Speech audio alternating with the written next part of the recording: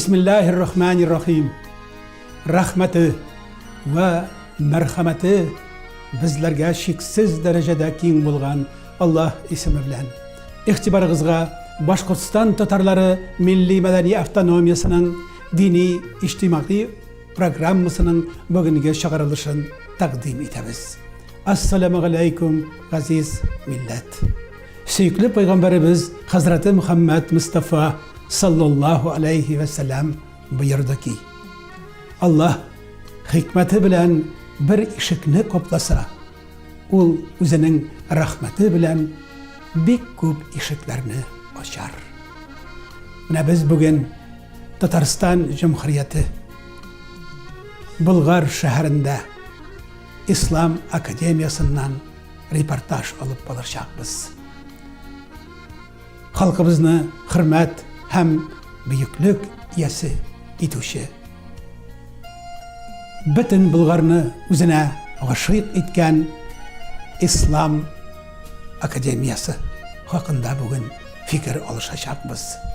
Xalqimizni ulug' yurakli, go'zal axloqli, daryo ko'ngilli bo'luvi haqida xizmat ko'rsatgan, butun Bulg'arni o'zina g'ashiq etgan Islom akademiyasida bugun din islomni o'qituv strategiyasi ham uning prinsiplari haqida xalqaro konferensiya bor.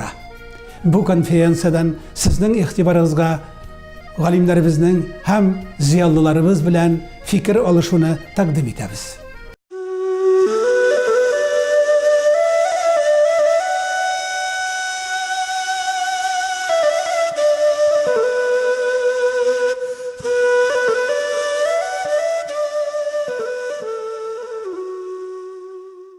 Azizlerim, biz bugün Tatariston, Bulgar merkezimizde İslam Akademiyasından reportaj alıp baramiz. Karşımızda Rinat Ahmetgaray ulu Nabiyev. Rinat Ahmetgarayevich, elbette milletini mengiga toplaysan kilse, onun imanın üsteri mağarifin nığıd diyen ehli İslam galimlerimizin nasihatleri var. Buna elbette mağarif okutuğu meselesinin onun ne eski şağı yok, ne yanı şağı yok. O her vakit, her asır hem her devir aktual. Buna bugün İslam mağarifin üstürü, onun konsepsiyasını alıp barıını siz özünüz İslam galimi olarak nişik fikirlisiz? Rahmat Muhammed Hazret. Buna bugünkü konferansiya bir de mühim teması bilen de, özünün vakıtı bilen de, hem şöyle orunu bilen de. Bunda Bulgar İslam Akademiyası düzülüp bitenge eli 2 yıl. Şuna karamastan bu meseleni devleti közlükten, ictimai közlükten hem şöyle yok fenni közlükten bir de izlikli rövüşte İran'ı hem onun bir türlü kileşegin bilgiri bara. Demek İslam Akademiyası Bulgar'daki tırmış sahne bizge güçlü ayak bilen basa deyip aytalasız mı? Sözde yok. Elbette mine soňky 20-30 yıl barışında bu mesele ol bikte kolgup çıktı. Eli mine ötken gasır azaklarında mine soňky ol yılında din bilimi, dini bilim, ilahiyat bilimi. Mine bular barısı da işisi de gün tertibine kirdiler. Hem nindi düştü, nindi formada, nindi başka iştahını öğrenirge, nindi oku yurtları tüzürge, nindi programmalar buldururga, ol meseleler bik de koyni düştü, hem bik de ağırıydı ol meselelerini haliterge. Mine min özüme şahsen Rusya İslam Üniversitesi'nin tüzürge buluşu üstünde işlerge turu geldi. Onun konsensüsünde buldurduk, onun yönelişinde bilgiledik. Mine eli Kozan'da işlep gelgen bu Rusya İslam İnstitutu, onun mine devam indi.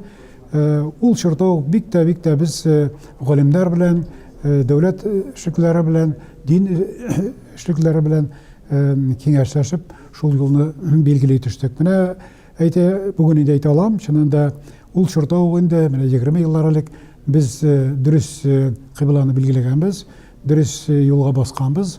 Çünkü bana bir güne misal getirem.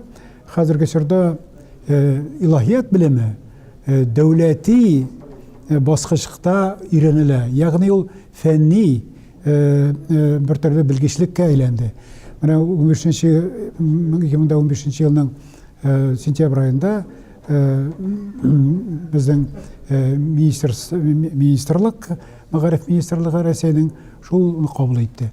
Demek bu ülkede, ilahiyat ülkesinde hem onu anlav, hem onu turmuşka kırtı, şu içtimai turmuşta onu orunun bilgilev, hem onu faydalanıv, hem onu nıgıtı kerekliğin çınçılap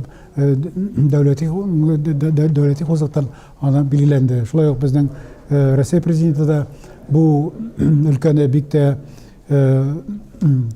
tekşirip hem bilip durdu, hem bu İslam Akademiyasın, yani Bulgar Akademiyasın tüzde da onun dürüst fikirleri hem yönelişleri bilgilendi. Rınatak Ahmet Garevich, demek İslam Akademiyası halkımızın hürmet hem büyüklük yası itu için gayretli hizmet başladı.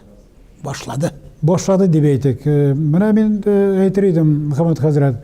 Elbette bu zor işler kinetkine işlenip de gite almıyor. Ulu ülkede nıklap durup cemaatçilikini de tartıp, din bilgiçilerini de tartıp, hem şöyle fen şirklerine tartıp, devlet kişilerine tartıp, kömekleşip bir türlü konsepsiya bulduru gerek. Mene ol bir türlü 13. yıllarda o konsepsiya işlengen yeresey basqışında. Ama lakin turmuşluk tiz bara, hem tiz özgürüşler. Mana 15. yılda indi hayır ilahiyat fen bulup gitti. Ana devlet diplomu derecesine ko'tarildi. Demek o konsepsiya da o'zgardi ish. Nindi formada hadirani yöneldi birga. Mana bizning tariximizda shunday qadimchilik degan yo'nalish bo'lgan, jadidchilik yo'nalishi bo'lgan. Ularni bugungi chirga qaytarib bo'ladimi, yo'qmi? Qo'y bir g'olimlar ham shusha ülkede ishlovchilar qadimchilikni qaytarishga kerak, jadidchilikni nindi o'rin belgilashga kerak deb fikrlarda da olg'a suradilar. Elbette mana shu chista formada, shu iliki formada yashab kelgan ul harakatni, ya'ni qadimchilikni bo'lsin, jadidchilikni bo'lsin, ani bugungi chirga to'g'ridan to'g'ri qaytarib bo'lmaydi. Ani o'zgarish kiritirak kerak, yangicha ko'z oldirib kerak, ani bizim turmush shonaqlarni, turmush yashayish o'sha o'tkazishga kerak. Hem eng kerak, hem de eng muhim yo'nalishlarni hem asıllarını ani hozirgi o'quv programmalarına kiritirak kerak. Ya'ni men aytaydim, mana shu bir turli simbiyoz bo'larga tegish. Mana shu ikki bizning tarixiy yo'nalishimizda. Şol şiraqtagına biz endi aytaydim, nıq etib oyaqqa basarбыз. Hem mana bu akademiya, hem şunun içinde algan bulacak bizning din alimlari iki oyaqdan nıq etib basıp turgan teyishler. Bir din bilimi bo'yicha bo'lsin, hem şol sotsial yaqdan, hem şol madaniy yaqdan da zo'r o'sishga ega bo'lgan kishilar terbiyelerge teyishmiz biz. Şol şiraqtagına onun da neticesi, onun da tesiri, onun da ehemmiyeti bulacak. Men o'ylamcha mana hozirgi chorda bit bir turli kabinetda o'tirganda g'olim da bo'lib bo'lmaydi. Chunki har bir g'olim u kishilar bilan urushadi. Shol musulmonlar bilan qarshısına chiqa. Hozir musulmonlarning ong bilimi, ularning ilmi tuban tugul. Ular yuqori bilimliler. Hem ular bilan fikir yürütkende elbette hozirgi çırdagı kazanışlarını, fenni kazanışlarını bulsunmu, şol teknolojiya bulsunmu, ular ülkede haberdar bulurlar gerek. Hem ularını özün aşağı ötkərib, hem onu din bilen beylep birge, şunu onu jitkirek gerek. Şol çıraqtagına galimleri de kabul ederler bizning musulmonlar, hem şolay ul ülkede, gayri ülkede de onların kazanışları tilentin bulur, hem de bitte kirek bulur. Mına zaman galimleri bulay deyirlər bit. Eğer de bir galim ximiyadan başka bir nesende bilmeyken, demek o ximiyanı da yeterlik derecede bilmey. Dürüst. Bir fizika galimi fizikani bilip de yüreği bilen biraz шагыйрь йөрәкле дә булмаса, димәк, ул яхшы физик түгел. Димәк, дин әһелләр безгә дә бит бу кагыла. Дин әһеле, дин кешесе, диннән башка бер нәрсә дә белмәсә, бу көчле дин әһеле буламы? Менә сез заманның дин әһелләренә нинди таләпләр куясыз, ничек аларның киләчәген күрергә телисез? Мен инде үзем дин әһелләренә бурычлар куярга андай вакыйгаларым юк. Әмма ләкин үземнең фикерләрем бар. Менә әлбәттә менә шушы әле әйткән фикерне һәм сез көчәйткән фикерне мин тагы да әйтер идем. Шуннан да менә русларда да бар әйтем бар. Нинди побайма аның җәмгыятендә шулай була диләр. Шулай ук имам да. Имам нинди булса, аның җәмгыятендә шулай була. Ягъни шул мәчеткә йөргән кешеләрнең дә дәрәҗәсе шулай була. Менә чынлап бу фикерне мин тагы да дәвам итәр идем. Булачак имам, әле эшләгән имам чынчында хәзерге чорның халәтенә, аның дәрәҗәсенә тәңгәл килергә тиеш. Әгәр дә ул аңардан аерылып тора икән, ягъни бер генә якны сукалы икән, ул әлбәттә тулы канлы эш алып бара алмый. Аның белән генә дә шикләнми, әлбәттә бу киң карашлы булу, без бит инде күп милләтле һәм күп динле дәүләттә яшибез. Күршедә нәрсә бар? Күршеләрдә нинди казанышлар бар? Аларны сеңдерә белү кирәк. Әле алар белән чагыштыра, аларның эшләрен дә чагыштыра белергә кирәк. Менә мин сезнең фикерне тагы дәвам итеп әйтер идем. 19 гасырда шундый бер галим булган, Макс Мюллер дигән. Ул чагыштыру буенча бик күп әсәрләр язган. Шул теолог та ул һәм шулай ук фәнни өлкәгә чыккан кеше. Ул әйтә, әгәр дә бер генә динне белсәң, димәк син бер генә динне дә белмисең. Хәтта үзең динне дә белмисең. Шундый менә фикер, димәк, шушы дәүләттә яшәгән бүтән диннәрне дә яхшы белергә кирәк. Алар белән мөгалимә керергә кирәк. Алар белән мөнәсәбәтләрне билгеләргә кирәк. Димәк, бу инде динара мөнәсәбәтләргә дә керә. Безнең дәүләттә бик тә мөһим нәрсә ул. Чөнки милли мәсьәлә, дини мәсьәлә безнең Россия дәүләте өчен бигрәк тә мөһим. Әгәр дә безнең шушы өлкәдә ниндидер бер төрле зәгыйфлек бар икән, безнең өлкәдә, безнең илдә ул тынычлык булмаячак. Шуңа күрә бик тә сиземле рәвештә һәм дә бик тә дөрес рәвештә һәм дә бик тә бер төрле түземлелек белән бу өлкәдә эш алып барырга кирәк.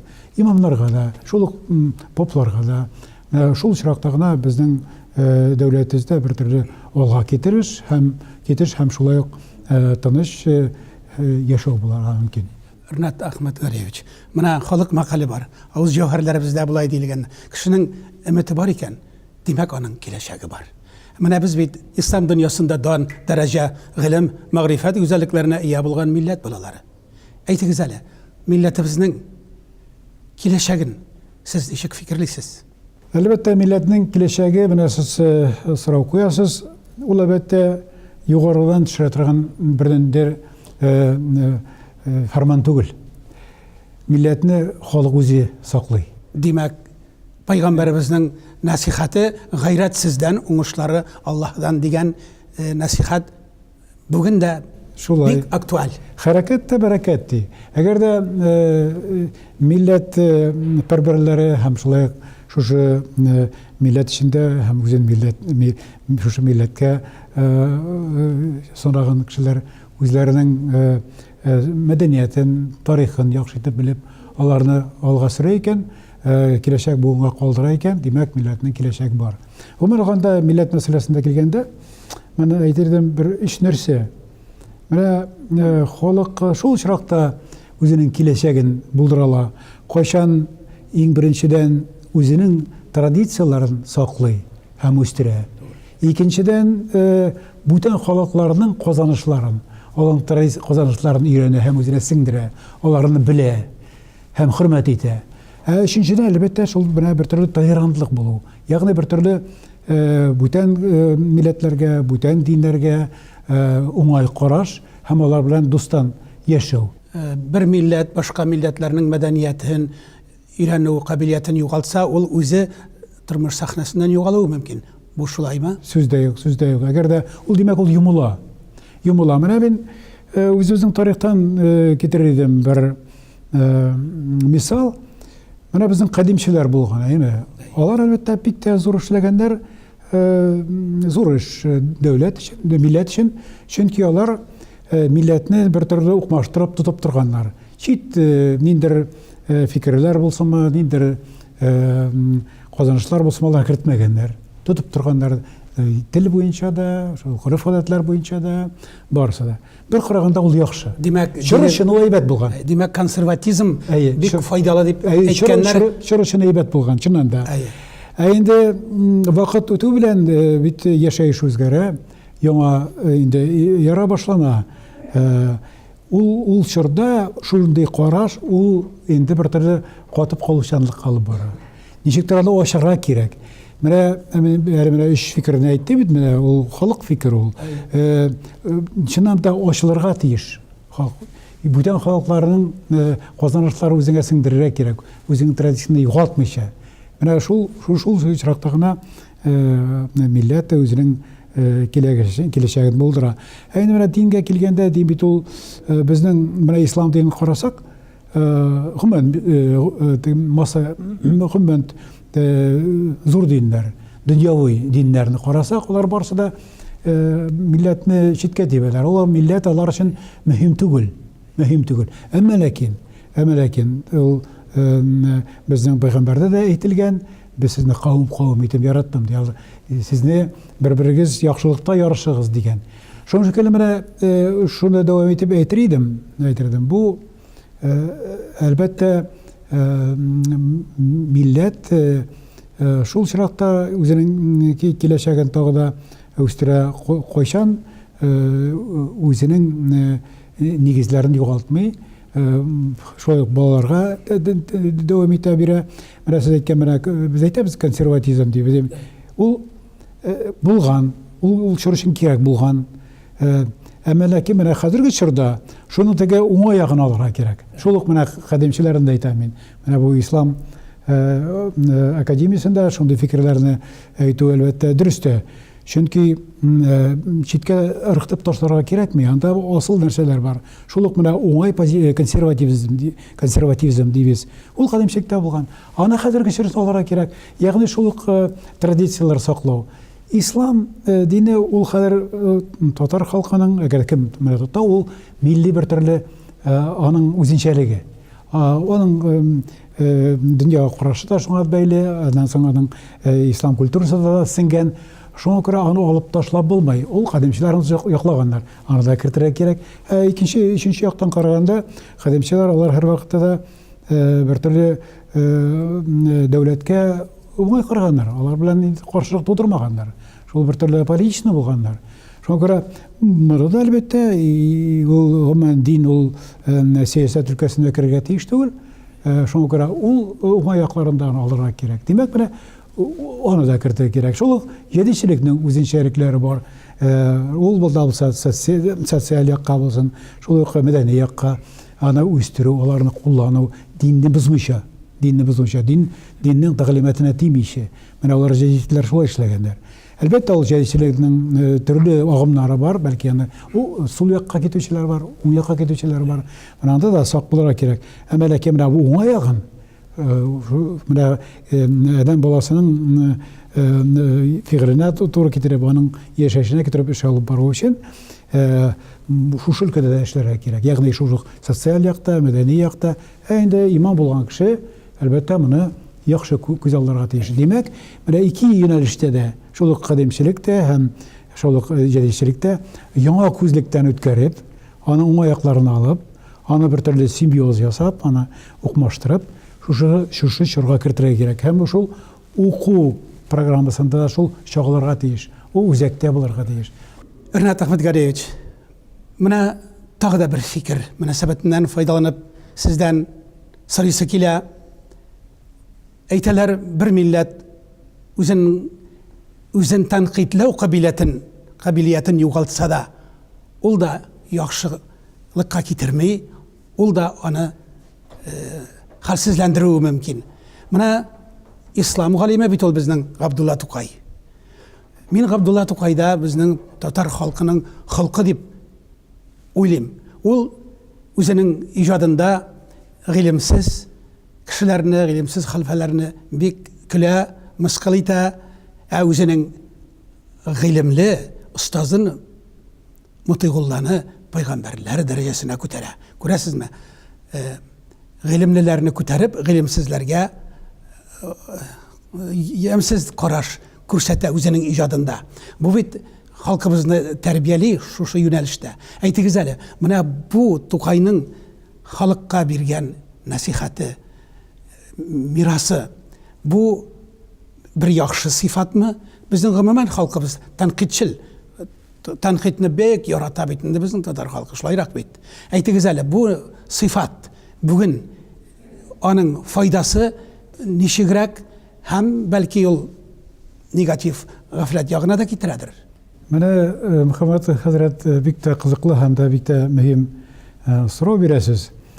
Аны мин уйлавымча булай күз алларга кирәк. Чынында менә ул бер төрле дулкын формасында килеп керә, аларның җәдитчелек мәдрәсәләреннән чыккан барысы да алар. Шул ук Тукайда. Аның даирәсендә булган кешеләр дә, алар барысы да шул җәдитчелеккә суарылган мәдрәсәдән чыкканнар. Алар дөньяга киңрәк караш ташлыйлар. Әгәр дә теге тар күңелле, тар күзлектән генә тәрбия алган берәр имам булса, ягъни дин кешесе аңа бәлки әһмият тә бирмәгән булыр иде. Ә менә алар инде дөньяга икенче төрлерәк һәм киңрәк итеп карый башлыйлар. Шуңа да тәнкыйтьчелек чыга. Тәнкыйть иткәндә ул бит ислам динен тәнкыйть итми. Ул кирәк шәхесләрне, шул даирәдә йөрүчеләрне һәм шуңа килеп инде теге сорыкыртлар булганнар өчен аларны тәнкыйтьли. Менә шуңа күрә монда халык традициясендә, халыкның яшәү рәвешендә ул тәнкыйтьләми, менә шул даирәдә йөргән, түбән акыллы булган, түбән белемле булган хәлфәләрне һәм шулай ук имамнарны ул тәнкыйтьли. Димәк, халкыбызның авыз җәүһәрләренә кергән бер мәкаль, тәнкыйть дөрес булса, бу дару, дөрес булмаса, ул агу дигәннәр. Ул әлбәттә Тукайда гына түгел, ул күп кенә драма әсәрләрендә ул күренә чагыла. Шул ук менә Зәңгәршәлдә дә күрергә була аларны, бүтән җирдә дә, Карайызларда да. Анда да бар. Ул бер төрле милләтне яңарту, милләтне алга этәрү, аны бер төрле яңалыкка тарту теләгеннән туган тәнкыйть ул дип карыйм мин аны. Ул чыннан да ул зур рольне үтәгән, ул бит менә 20 ел гасыр башы, анда татар мәдәниятенең, татар язучыларының бер төрле дулкын рәвештә үскән чоры. Андагы чыккан газетлар, журналлар, алар йөзәрләгән булган. Демәк, ул менә бер төрле омтылыш булган яңалыкка һәм шулай ук тирәктә булган, дөньяда булган үзгәрешләрне күрү, яңалыкларны үзенә сеңдерү, шундый процесс барган. Әлбәттә, ул берничек тә милләтне җимергән, милләтне артка сөйрәгән дип әйтеп булмый. Алай карасаң, бу хакыйкатькә тәнкыйть килмәс. Чөнки менә шушы чорда татар үзенең татарлыгын күрсәткән, аның ничек яңарышка омтылганын күрсәткән. Шуңа күрә бит татарлар арасында күпме зур галимнәр, сәясәтчеләр, Султан Галиевлар, ул аның әле әйткән сүзләре, аңа язган анализлары әлегә чорда ис китәрлек бер төрле горурлык белән аласың. Бит алар барысы да мәдрәсә биткән галимнәр. Мәдрәсәдә укыганнар. Менә ул ничек? Ринат әфәнде, Гали җәнаплары, мөнәсәбәтеннән файдаланып тагы да бер сорау. Менә үткән гасырларның бик күп гасырлар әвәл яшәгән галимнәрдә, мәсәлән, Ибн Халдун булай дигән. Әгәр дә бер зур милләт башка кеше милләтләргә басым ясаса, кысса, зәгыйфь милләтләргә җайсызлыклар китерсә, бу эше аның үзенең үлеменә, таркалуына, харап булуына хәбәр дигән. Әйтегез әле, менә без бит улуг ватаныбыз Русиядә яшибез. Ул күп милләтле дидек. Анда күп санлы милләтләр дә бар, аз санлы милләтләр дә бар. Инде менә бу 2 елда туган телебез хакында бик күп сүзләр сөйләнде. Менә хәзер татар милләтен үсеше концепциясы турында күп төбәкләрдә һәм шәһәрләрдә һәм Мәскәү, Казан, Уфаларда аны фикерләү бара. Менә мин әйтер идем, әгәр дә бер милләт кемнәрдер башка милләткә хаксызлык кылышын күтәрәләр икән, алар үзләре хаксызларның кылышыннан харап булачаклар дигән бөек галимнәрнең сүзләре бар. Бу бит тарихлар төпкеленнән килгән хакыйкать. Менә мин инде туган телебез, татар телебез махсус рәвештә яшерен көчләр белән бетереләдер дип әйтмим. Гаепне һәр вакыт акыллы кешеләр үзләреннән эзлиләр. Сандугач ясында сайрарга тиеш бит. Без менә безнең халкыбыз ясында сайрыймы ул? Юкмы? Моңа Казан халкы, Уфа халкы һәм бөтен Россиягә, бөтен дөньяга таралып яшәгән татар халкы үзе ничек соң ул? Менә сез дөньяларны гизгән галим бу фикердә әйтәләр бит, сүзнең бөеге бөекләребезнең сүзе. Сез безнең милләтнең бөекләреннән берсе. Рәхмәт. Рәхмәт әзрәк зур әйттегез әлбәттә. Рәхмәт. Бу бер төрле бик тә аяныч күренеш. Аны күз итсәң әгәр дә ул дөрес булмас. Чынында ул мәсьәлә бар. Тел мәсьәләсе, мәдәният мәсьәләсе, аны ничек хәзер саклап калу һәм киләчәк буыннарга ничек җиткерү, ул бик тә мөһим, бик тә мөһим. Менә бит эш әлбәттә сандугачлыкта гына түгел, яда җырлауның. Ул кая гына әгәр дә милли рухы көчле икән, кайда гына булса да ул җырлый ул. Ул үзенең җырын җырлый һәм үзенең җырын үзенең балаларына һәм тирә кешеләргә дә җиткерә. Менә без Заки Вәлидине генә искә алыйк. Ул бит менә мәҗбүри рәвештә үз ватанына китәргә мәҗбүр була. Әмма ләкин ул анда да башкорт халкын, татар халкын күтәргән, ул бөтен дөньяда иң билги, зур белгеч төрки тарихы буенча, тарихи телләре буенча булган. Ул аны күтәргән һәм дәвам иткән дип әйтер идем. Менә әле дә булса анда Төркиядә аны бик яхшы беләләр. Бөтен тарих китаплары Төркиянең искиткеч авторлыгында. Менә минем бер шәкертем Истор Нафиков менә әле шунда шул кафедрада эшли, шул Заки Вәлиди кафедрасында. Менә мин әйтәсем килә инде адәм баласы әгәр дә үзенең içinde ныклылык сизә икән, аның бер төрле үзен үзе билгели икән, шушы милләткә карашлы рәвештә, ярашлы рәвештә.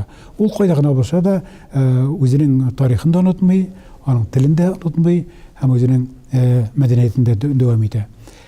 Әлбәттә инде менә хәзер Россия киңлекләренә килгәндә мин шуны әйтер идем. Чынында менә соңгы елларда сезнең менә хәүфле рәвештә тафсирләгән бер төрле вазгыять, чынында ул борчый, галимнәрдә дә борчый, гади халыкларда да борчый. Ничек бу мәсьәләне җайга салырга? Әлбәттә менә әгәр документларга карасак, шул конституция булсамы, менә бар стратегия milli сәясәт буенча 2025 елга кадәр дип алган бар стратегия бар. Анда да әйтелгән, Рәсәйдә гомум рухи бердәмлек тудыру кирәк дигән. Әмма ләкин шул ук документта шул ук бүтән халыкларның аның үзенчәлекләрен саклау, аларның традициясын саклау турында әйткән. Шуның бәрабәренә аны сакларга һәм гомум Рәсәй рухи бердәмлеге булдырырга дигән. Бездән бер яңгын аңлыйлар кайберчеләре. Шул ук, мәсәлән, димәк кирәк гомум Рәсәй рухи бердәмлеге. Бүтәннәрне оныталар. Менә шушы моментта менә галимнәргә дә, сәясәтчеләргә дә чын-чынлап нык итеп шуңа басым ясап үз фикерен әйтергә кирәк. Шул очракта гына сәясәттә дөрес юлны алып була. Мәсәлән, менә ил җитәкчесе әлбәттә нинди басым көчлерәк, ул шуңа ауыша. Менә бит аны шунда аңларга кирәк. Әгәр дә инде менә башыңны иеп төлке шуны гына тыңлап торсаң, бер якны гына, үзең дә шуңа кирип чумасың. Документларда һәм шул сәясәттә андый басым да юк. Андый турыдан-туры әйтү дә юк. Менә шул стратегияны әйтик, милли сәясәт буенча стратегия кабул ителгән. Ул президент, Россия президенты тарафыннан кабул ителгән, аңа имза куелган. Ул шул урында ул сөйләп тора. Менә икенче як менә кеше юк. Шул ук безнең менә җитәкчеләрдән дә, шул ук менә иҗтимагый оешмаларның кеше дә, һәм башка шундый кешеләрнең, фән кешеләрендә, шул әгәр дә ул саклау шундый формада булса, ул үзенең уртасын табар иде. Шуңа күрә дә инде мин әйтер идем, монда күбрәк без үзебез монда гаепле. Әгәр дә инде без чынчылап киләчәк буынга үзебезнең тарихны, телне һәм мәдәниятне җиткерә телибез икән, без анда ниндидер көчтә салырга тиешбез. Ниндидер дәүләт белән каршылыкка керү түгел, үзеңнең фикерне белдерү.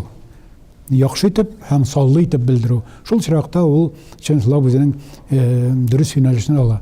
Менә әйтер идем мин 90-нчы елларда шундай бер төрле күтәрелеш, милли күтәрелеш, дини күтәрелеш башланган иде. Анда менә мин әйтер идем, шул ук суверенитет идеясы, шул федерация идеялары, ул шундый дип матур дип кайда үсеп китте, һәм республикалар булсамы, өлкәләр булсамы, алар бер төрле күтәрелеш кичерделәр. Милли яктан да, шул ук дини яктан да, һәм шул ук икътисади яктан да. Алар бер төрле территориаль яктан караганда бер төрле патриотизм тудырдылар. Ул зур бу дәүләтне, Россия дәүләтен бер урындан гына җитәкчелек итеп авыр. Ул һәр вакытта бер төрле катып калганлыкка китерәчәк. Әгәр дә инде ул регионның үзенчәлекләре, төбәкләрнең үзенчәлекләрен искә алып, милли һәм дини булсын үзенчәлекләрен искә алып, андагы икътисади мөмкинлекләрне өйрәнеп, әгәр дә шундый формада җитәкчелек ителә икән, ул чынчына Россия нык аякта басып торачак. Россиянең киләчәге күп милләтле һәм күп динле булуының көчле булуы. Ул бер төрле Россия өчен таяныч. Менә әйтәләр дә в разнообразии силы диләр, әйме, күп икән. Демәк, ул көчле, аның конкурентлык көче дә зуррак булачак. Чөнки һәрбер дәүләтнең, һәрбер милләтнең аның үзенчәлекләре, аларның төрле кырлары бар, аның матур яклары бар. Алар шундый көч алып, яңалыклар кертеп, безнең тормышны бизәп, алар үстерергә мөмкинлек тудыралар.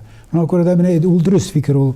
Чыннан да, әгәр дә күп кырлы, күп юнәлешле һәм күп милләтле шундый яшәеш бар икән, ул бер төрле зур көчләргә каршылык туру өчен дә бер нигез булып тора, үсеш нигезе дә булып тора.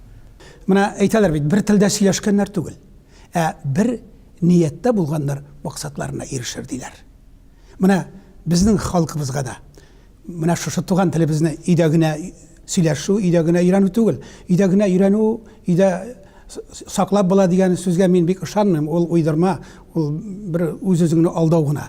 Өйдән чыккачтында ул файдаланырга тиеш. Хатларда, мөнәсәбәтләрдә, дәүләт язмаларында шунда ул файдаланмаса, өйдә генә өйрәнгән тел ул беләсезме, үз-үзеңне алдау гына дип аңлыйм мин.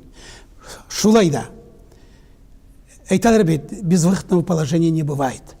Шулай да менә галимнәребез бит фикерлиләр. Менә без Башкортстан халкы,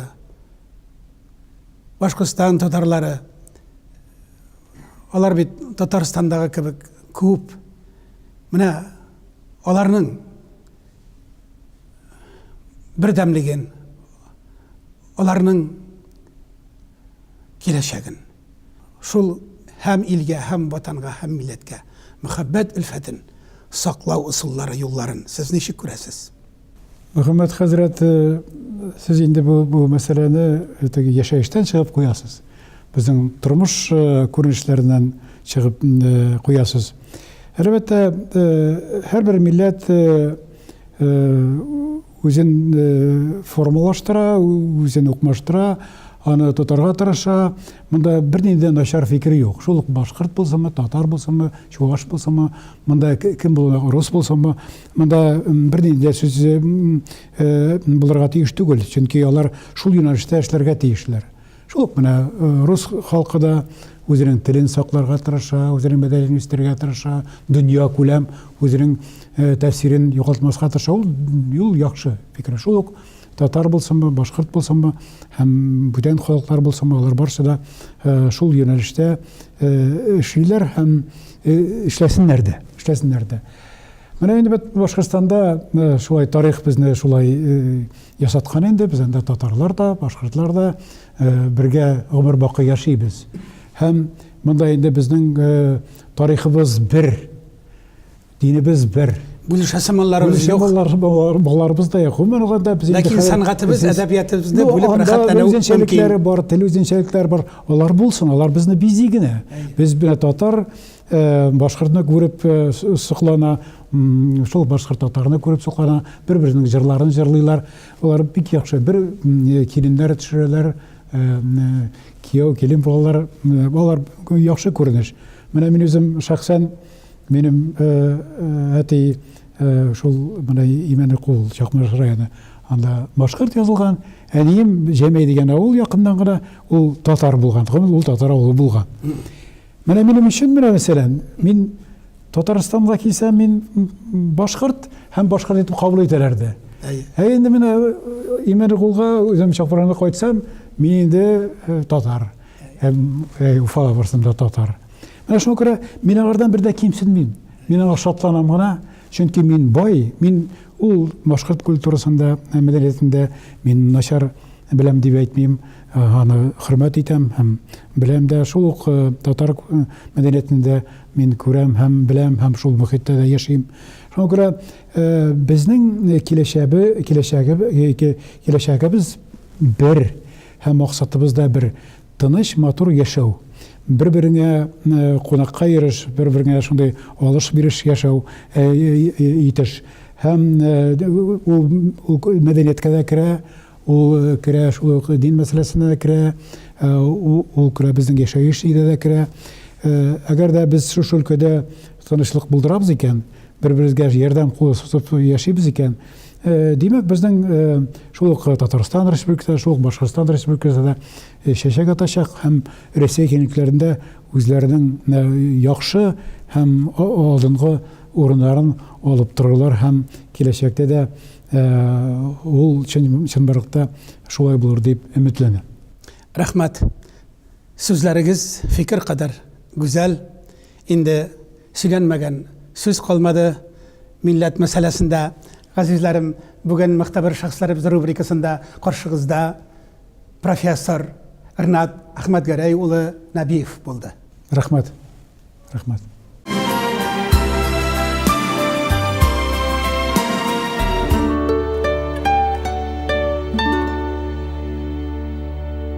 Шәһри Болгар, күңелем сылтаны. Җиләс җилләреңдә әнкәмнең догасы бар.